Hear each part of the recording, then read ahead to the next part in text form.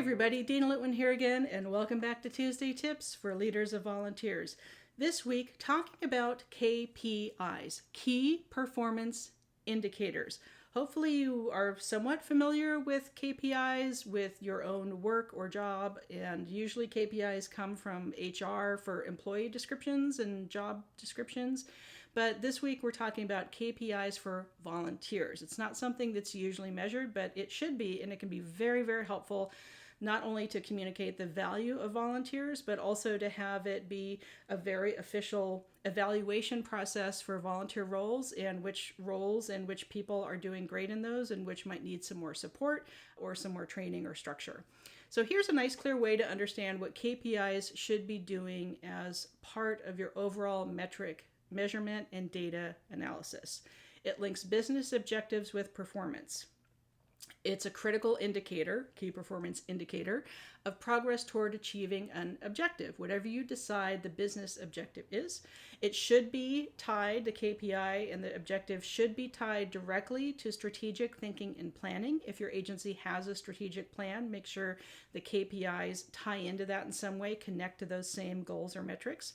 And KPI represents the initiatives most likely to drive success and progress. So you're not measuring everything that everyone is doing, that all volunteers are doing all the time, but you're being specific. And speaking of specific, good rules for developing KPI based on objective data.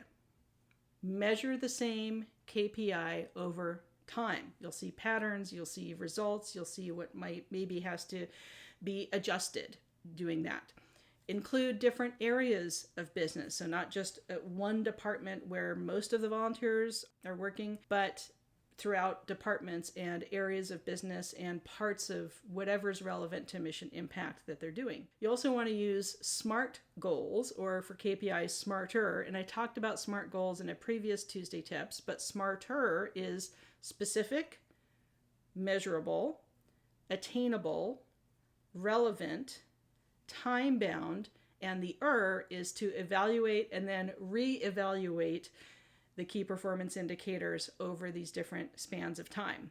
An example of a SMART KPI for in, say, a healthcare setting is this sentence: increase onboarding of inpatient volunteers for the rounding programs from 2 to 5 per monthly live orientation by Q2, by the second quarter. That sentence has something that's specific, that's measurable, that's easily attainable. We're not going from 2 to 20, we're going from 2 to 5, and it's relevant. It's time-bound, it's by Q2, and that whole time frame is going to depend on where you're starting it. Are you starting in Q4 or Q3 or Q2, and it's going to be a year later or 6 months or 3 months later? That's up to you. But that sentence is a great example of specific, measurable, attainable, relevant, time-bound, and then you just evaluate and re-evaluate that over and over. Metrics that matter.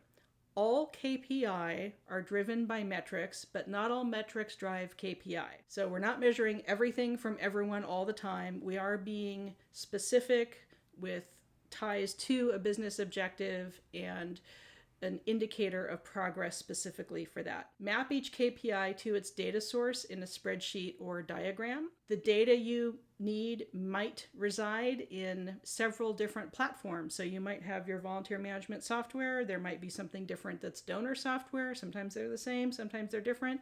There could be something with HR that they have their own database, or client relationship management software that's for the entire agency or for marketing. So wherever you have to get those pieces of data and aggregate them together, that KPI is going to help create metrics that aggregate and perform calculations using a spreadsheet or a database or some sort of software like that.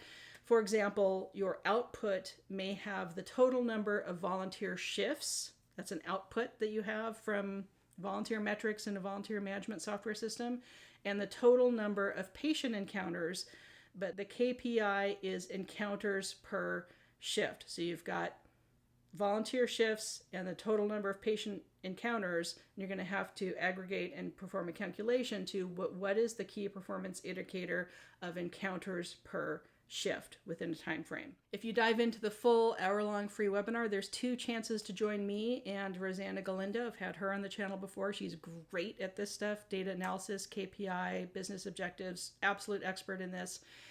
Our free webinars are Wednesday, March 19th at noon Pacific or 3 p.m. Eastern Time, and we'll repeat the same content, still live, so you have 2 different chances to join discussion or see whichever one works better for your schedule.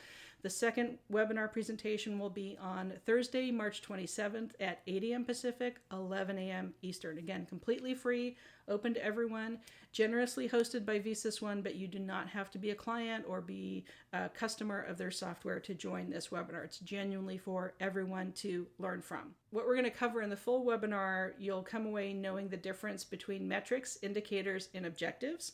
You'll learn a straightforward approach to developing key performance indicators that connect strategy to results. And hopefully you'll understand how to track progress efficiently and use data to make informed decisions. Hopefully we'll see you a little bit later this month for those webinars. Please like this video and share it if you enjoyed it. Please subscribe if you're not yet part of the Cool Kids Club. Have a great rest of the week, and we'll see you next time. Take care.